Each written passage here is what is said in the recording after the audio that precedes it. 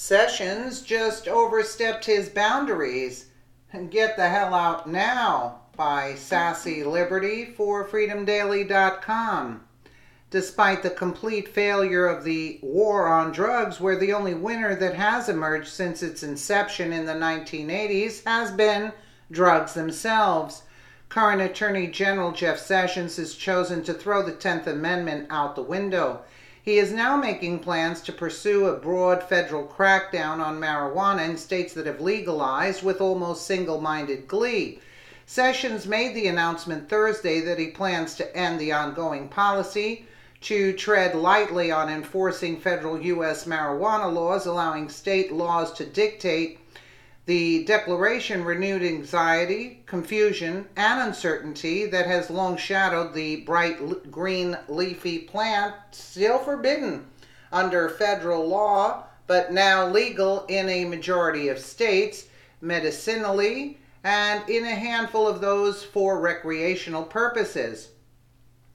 Previous policies advised prosecutors to not waste tax dollars to pursue pot growers and sellers that were abiding by state laws and guidelines, but instead to go after more flagrant violations such as trafficking across state lines to states where marijuana is still prohibited or selling to minors.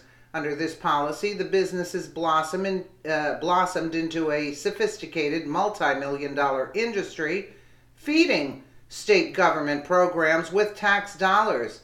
However, marijuana still remains illegal under the Federal Controlled Substances Act.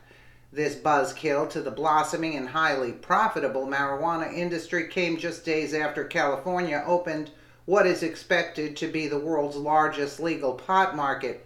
Naturally, the states have legalized the use of the controversial plant immediately, cried foul.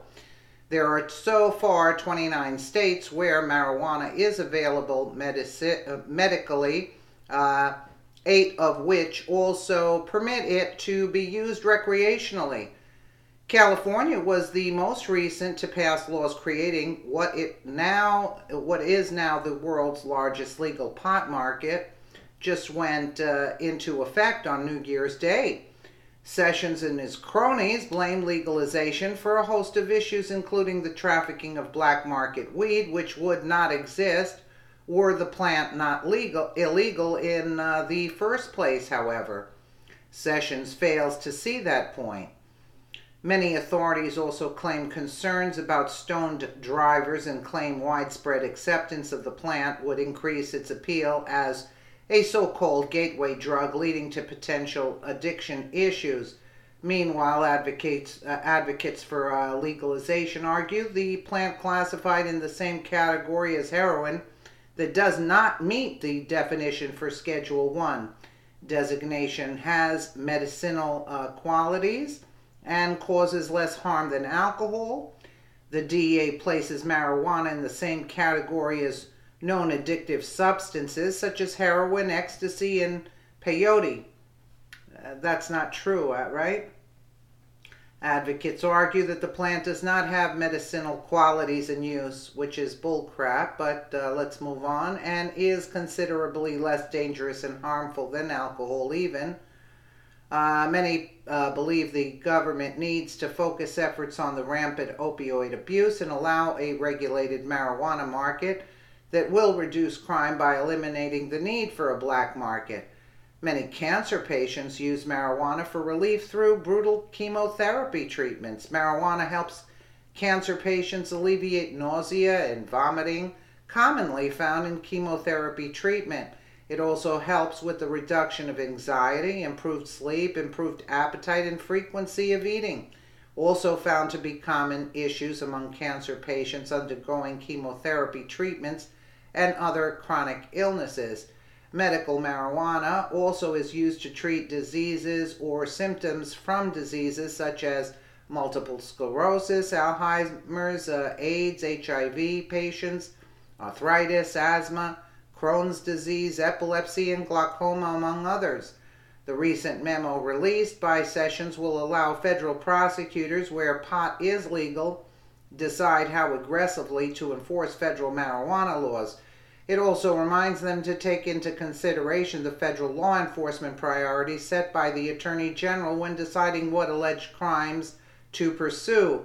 The one-page memo does not offer any indication of exactly what those priorities are, but Sessions has made no secret of his hatred of marijuana and his belief that it's a moral rot that good people stay away from. Sessions has also strengthened the federal government's position on civil asset forfeiture, brought about as a part of the war on drugs. Isn't that sickening? Breaking, here's the Jeff Sessions memo rescinding Obama-era marijuana guidance to U.S. attorneys. Impact still unclear, more to come, HuffingtonPost.com. Civil asset forfeiture is the controversial process in which law enforcement officers take assets from persons suspected of involvement with a crime or illegal activity without due process. Due process is a fundamental part of the United States Constitution, a process so vitally important to our foundation. Our founding fathers saw fit to mention it twice.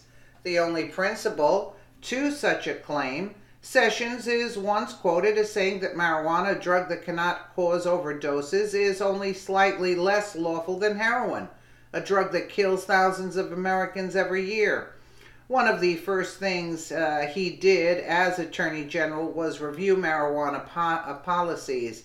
The AP reports Sessions' policies will let U.S. attorneys across the country decide what kind of federal resources to devote to marijuana enforcement based on what they see as priorities in their districts, the people familiar with the decision said.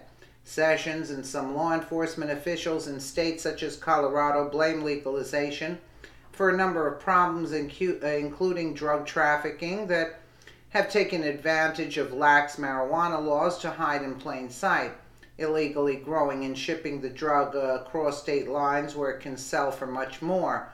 The decision was a win for pot opponents who had been urging Sessions to take action. There is no more safe haven with regard to the federal government and marijuana, but it's also the beginning of the story and not the end, said Kevin Sabet, president and CEO of Smart Approaches to Marijuana, who was among several anti-marijuana advocates who met with Sessions last month. This is a victory. It's going to dry up a lot of the institutional investment that has gone towards marijuana in the last 5 years.